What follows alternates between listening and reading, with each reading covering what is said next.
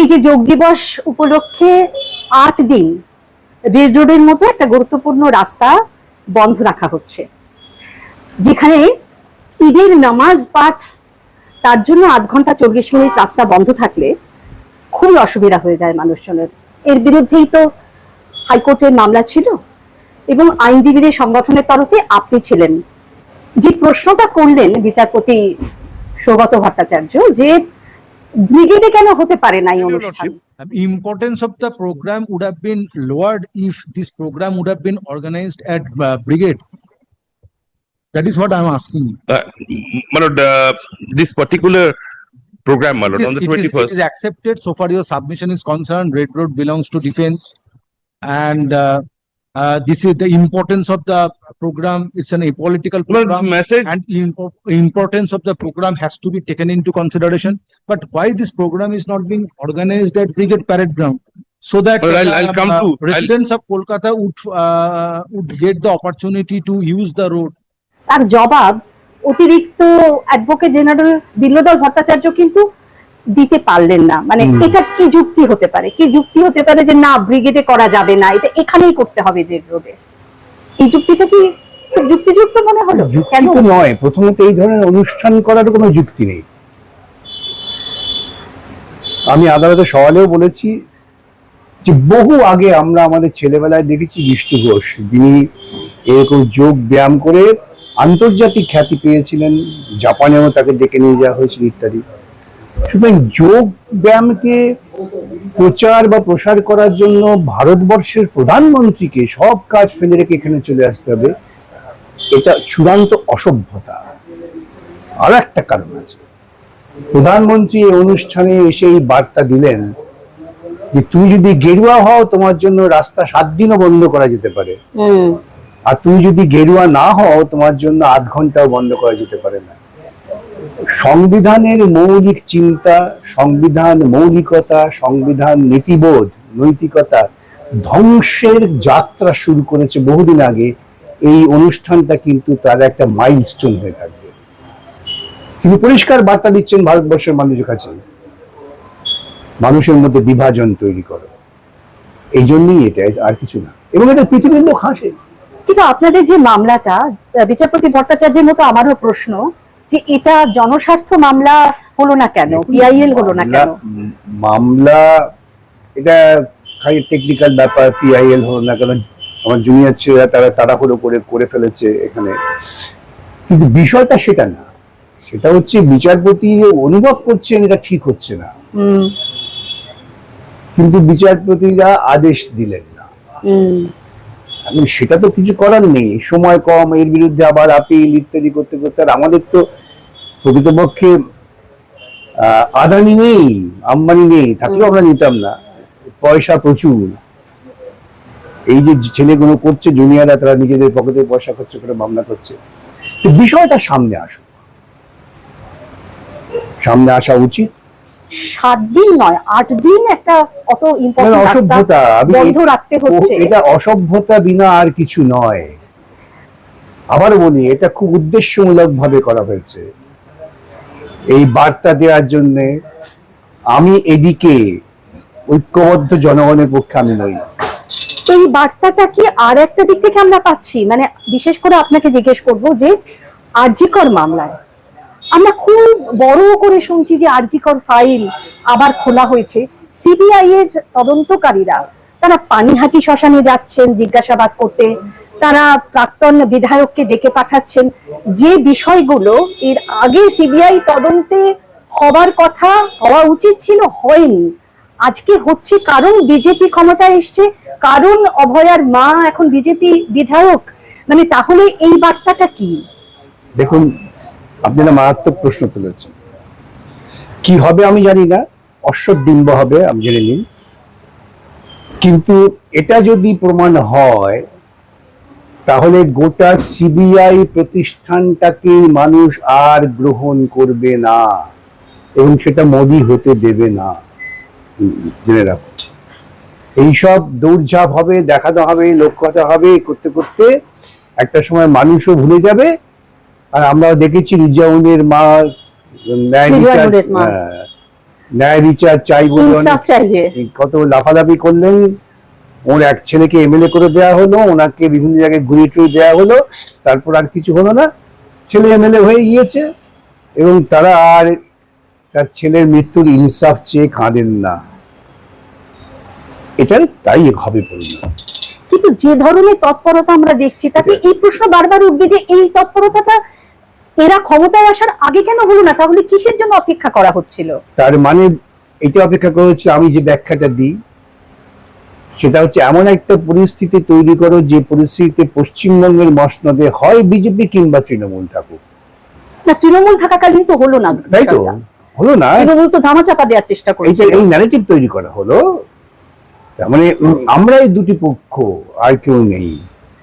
কিন্তু এখন এই আপনি যেটা বলছেন সেই ন্যারেটিভটাতে অনেকেই বিশ্বাস করতে পারছেন না, যেহেতু তৃণমূল কিভাবে টুকরো টুকরো হয়ে যাচ্ছে এবং তার পেছনে কাদের হাত সেটা খুব পরিষ্কার।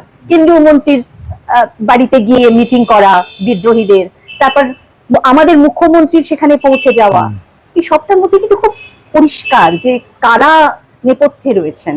তারপরেও আপনি বলবেন যে তৃণমূল, এটাই তো আমার কথা প্রমাণ করছে, মানে এটাই তো আমার কথা প্রমাণ করছে যে এতদিন পরে তৃণমূলকে দিয়ে যে কাজটা করানো হয়েছে তা হচ্ছে জমিটা এমন ভাবে তৈরি করো, ক্ষমতায় হয় তুমি থাকবে না আমি থাকবো।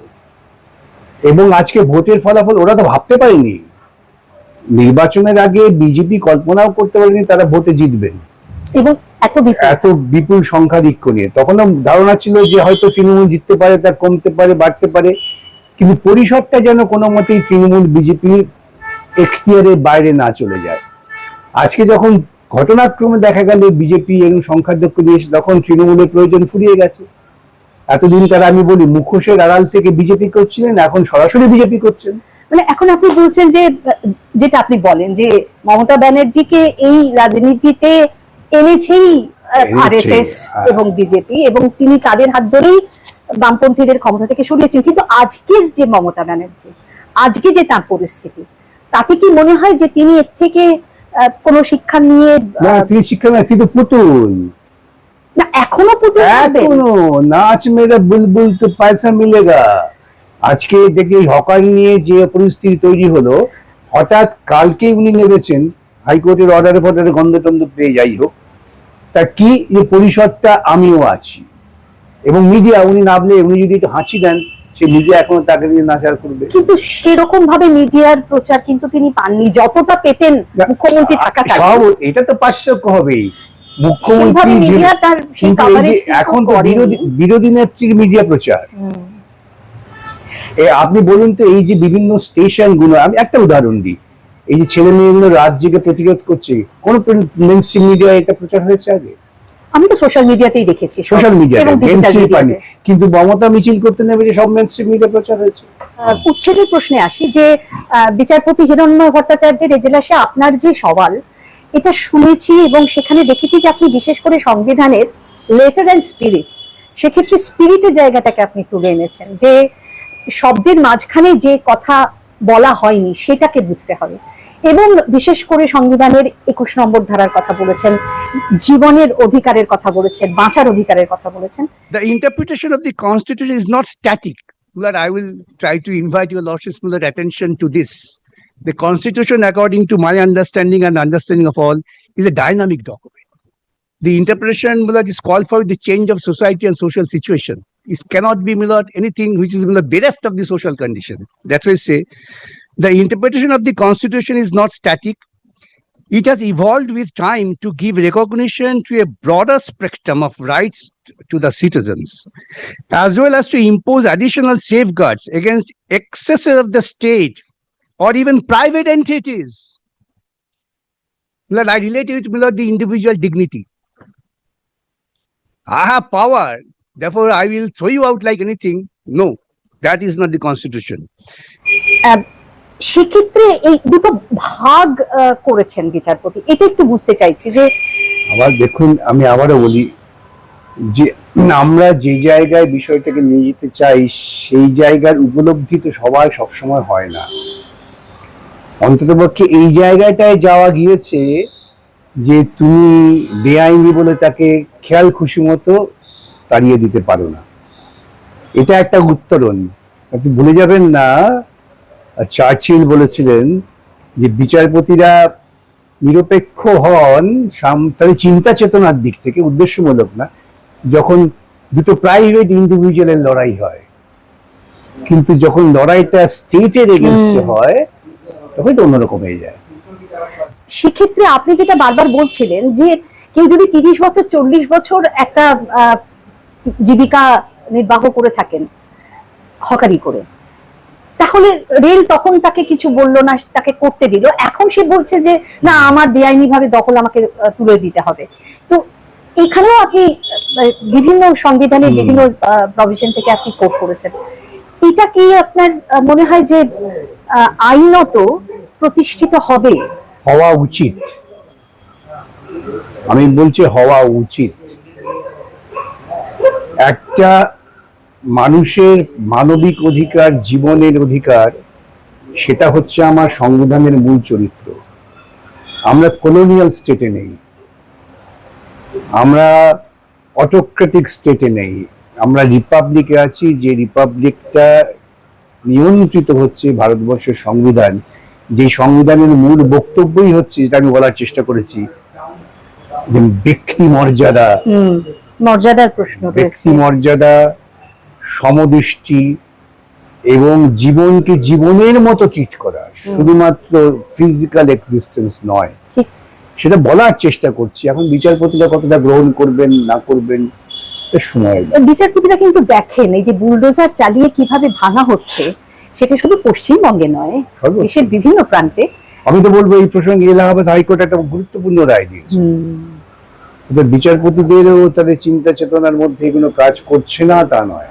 যারা বলেন যে আমাদের হাঁটাচলা করারও অধিকার আছে, মানে বিশেষ করে ফুটপাতের উপর অধিকার, সেটাও আপনি বলেছেন যে দুটো মৌলিক অধিকার যখন পরস্পরের সঙ্গে সংঘাতে যায় তখন দেখতে হবে বৃহত্তর স্বার্থ। এই জায়গাটা একটু বোঝার চেষ্টা করছি। না, এই যে আমাদের হাঁটার অধিকার আছে, নিঃসন্দেহে এটা একজন ব্যক্তি মানুষের অধিকার, আর একজন ব্যক্তি মানুষের জীবনে বেঁচে থাকার অধিকার। কোন অধিকারটা বেশি গুরুত্বপূর্ণ? আমি ভিড়ের মধ্যে কষ্ট করে হয়তো এদিক ওদিক করে হাঁটতে চলে যেতে পারি, কিন্তু আমি আমার সন্তানের মুখে রুটি দিতে পারছি না। কোনটা গুরুত্বপূর্ণ? এখানে আমি একটু আপনার সঙ্গে দ্বিমত পোষণ করব, কারণ আমি যখন ফুটপাতে হাঁটতে পারছি না, আমাকে রাস্তায় নামতে হচ্ছে, সুতরাং আমার জীবনের ঝুঁকি কিন্তু থাকছে। আমি একটা কথা বলেছিলাম, সেটা হচ্ছে যে রেলওয়ে দপ্তর কি দেখাতে পারবেন যে কেউ তাকে অভিযোগ করেছেন যে হকার থাকার জন্য আমি স্টেশনে দেরিতে পৌঁছেছি, ট্রেন মিস করেছি, হকার থাকার জন্য আমার ট্রেনটা লেটে এসেছে? অভিযোগ নেই। হকার থাকার জন্য আমার বড় কষ্ট হয়েছে মাল টানাটানি করতে। আরে আমরা তো ট্রেনে যাতায়াত করি, আমি ভাববো না একবারও?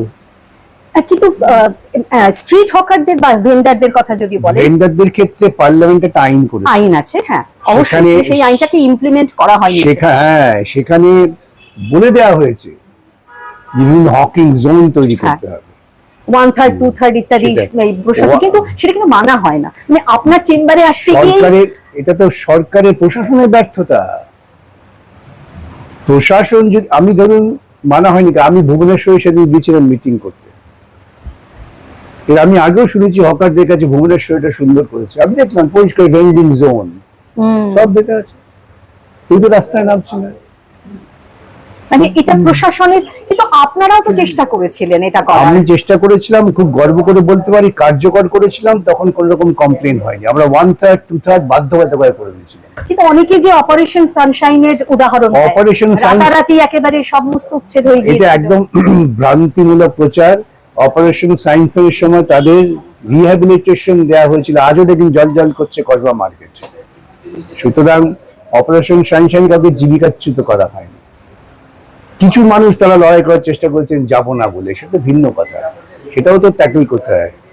আমাদের ভারতবর্ষের প্রধানমন্ত্রী খুব গর্ব করে বলেন আমি কি স্টেশনে চা বিক্রি করতাম, বলেন তো সেটার মধ্যে সত্যতা কতটা আছে নিয়ে প্রশ্ন ওঠে। আমি আসছি, তাহলে বলেন।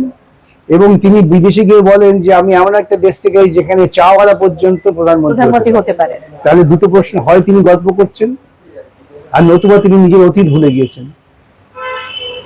দুটোই যুক্ত। কিন্তু কেউ কেউ বলছেন যে আমরা ভেবেছিলাম হিন্দুদের গায়ে হাত পড়বে না। তাই তো, এটাই তো বলেছিল। আমি যে কথা বলি যে এরা হচ্ছে আদানি আম্বানি মিত্তাল সরকার, ওদের আক্রমণের মূল লক্ষ্যবস্তু হচ্ছে প্রান্তিক মানুষ। সেটা অনেকেই বোঝেননি কিন্তু। আমি ব্যর্থতা বোঝাতে পারিনি, আমি সে কথাই বলি, আমাদের ব্যর্থতা। প্রান্তিক মানুষকে তুমি সরিয়ে দাও, তাতে যে মুক্ত সম্পদ হবে সেই সম্পদটা আমি বাজারে বিক্রি করে দিতে পারবো। আজকে ভারতবর্ষের আমাদের যে সমস্ত ব্যবস্থাপনা আছে পরিকাঠামোগত, যা আমার আপনার টাকায় তৈরি হয়েছে, সব বিক্রি করে দেওয়া হয়েছে আদানির কাছে। এবং যদি আপনি প্রতিদ্বন্দ্বিতায় যান, আপনার বাড়িতে সিবিআই ইডি পাঠিয়ে দেবে, আয়কর দিয়ে হ্যাঁ, তারপর আপনাকে বলবে যেখানে সই করে। সবাই তো আর প্রবীর পুরকায়স্থের মতো সিপিআইএম এর লোকগুলো লড়তে পারবে না। ঠিকই, কিন্তু প্রবীর পুরকায়স্থর এই এত বছর ধরে লড়তে গিয়ে অনেক ক্ষতি হয়েছে। এই ক্ষতিটা তো বিরাট, এই ক্ষতিপূরণ কিন্তু দেবে না। না, দেবে না তো। যেটা কেন দেওয়া হবে না যেটা ক্ষতিপূরণ? আদালতের উচিত এই ক্ষতিপূরণ দিতে বাধ্য করা। এই যে বিরোধী দলনেতা হিসেবে ঋতব্রত বন্দ্যোপাধ্যায়ের যে নির্বাচন, তার উপরে অন্তর্বর্তী স্থগিতাদেশ দিলেন না বিচারপতি। যদিও আইন, অন্তত আমরা যেটা দেখেছি 10th শিডিউল অথবা সুপ্রিম কোর্টের রায়, সবকিছুই কিন্তু এই দিকেই যায়। তো সেটার পেছনেও কি ওই না, কথা হচ্ছে যে এটা তো সংবিধান নির্দিষ্টভাবে অধিকার দিয়েছে স্পিকারকে। অবশ্যই স্পিকারের সিদ্ধান্ত, সেই সিদ্ধান্ত যদি চূড়ান্তভাবে অসাংবিধানিক না হয় তাহলে কোর্ট ইন্টারফেয়ার করতে পারে না। এতে রায় আছে প্রচুর। হ্যাঁ, কিন্তু স্পিকারের সিদ্ধান্তের বিরুদ্ধে সুপ্রিম কোর্টেও যাওয়া হয়েছে। যায়, যেতে পারি কি সেক্ষেত্রে সেখানে বারবার সুভাষ দেশাই মামলাটা তো সেই ওই এই কারণেই। সুপ্রিম কোর্টের ওইটাই বক্তব্য যে স্পিকার তার রায় যদি চূড়ান্ত অসাংবিধানিক না হয় আমরা কেন যেতে পারি। আমাদের কনস্টিটিউশনাল ডেমোক্রেসির নাম্বার ইজ দি ফ্যাক্টর। সংখ্যাই শেষ কথা সেই বলে। জন্য তো বিজেপি এত টাকা দিয়ে বিভিন্ন এমপি এমএলএ কিনছে, যে তার আজকে এটা কিন্তু একটা ভয়ঙ্কর সংকটও তৈরি করছে, সংকট তো। কারণ আঞ্চলিক দলগুলো শেষ হয়ে যাচ্ছে, ছোট ছোট দলগুলো। স্বৈরতান্ত্রিক পথে যাওয়ার জন্য এটা দরকার। আমি অনেক বিল অনুমোদন করতে পারছি না, এরপর সংবিধান সংশোধনের দিকে যাব আমি। আমার হ্যাঁ, সেই এবং 2/3 এইভাবেই আদায় করতে চলে হবে। আসছে। ওই যে আবার বলে নাচ মেয়েরা বুলবুল আদানি পয়সা দেগা। কিন্তু তারপর আবার কি? না, তারপরে তো তারপর আপনি- তারপর আমাকে আপনাকে রাস্তায় নামতে হবে। আমি যে বারবার বলছি হকার বন্ধুদের, তাদের পরিবারদের, যে হাতে লাঠি নিয়ে নাও। ইরান এই যে বলদর্পী আমেরিকা এবং তার দোসর হ্যাঁ। ইসরায়েলকে যেভাবে শায়েস্তা করলো, একেবারে সেইটা থেকে বার্তা নিতে বলছেন। একেবারে